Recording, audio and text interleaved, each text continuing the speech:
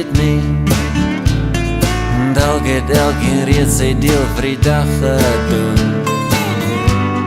Of dalk lyk my prentjie langs die pad net nie goed nie.